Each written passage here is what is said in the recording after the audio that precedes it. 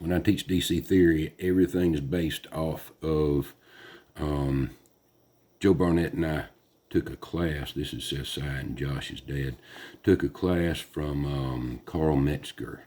He used to be IBEW, but he was teaching out at Kruger Drive, and we took an industrial class from him. And I'm writing that backwards. He taught us this acronym, and I use this acronym all the way through. PEP. And that is our series and parallel, the signs for our formulas. So we'll get started.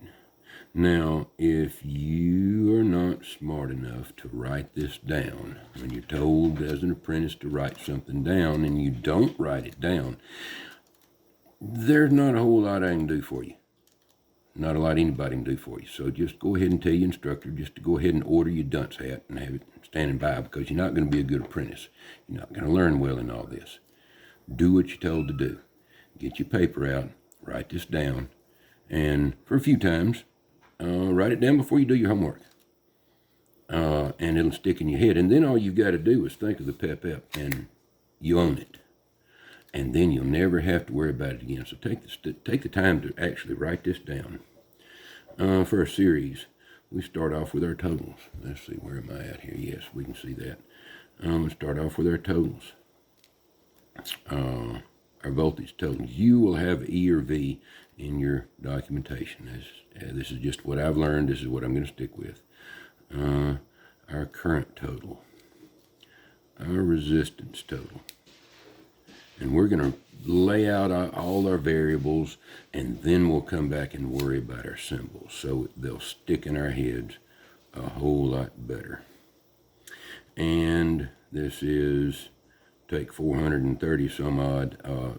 Last time, I couldn't remember how to spell parallel. How do we spell it? I believe we are L-L-E-L. Somewhat dysfunctional here. And again, we have our current total, voltage total, our current total, and our resistance total.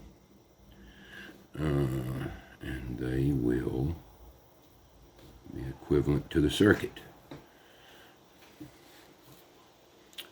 We'll start off with our series, our first series voltage, and then we'll have E sub 2, and then we'll have E sub 3.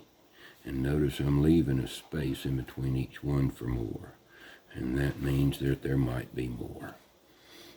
We have our first current, and then we have I sub 2, and then I sub 3.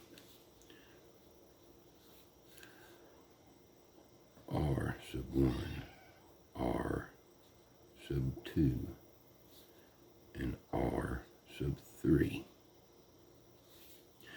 In our parallel, we have our first load, E sub 1, E sub 2, E sub 3, our third load.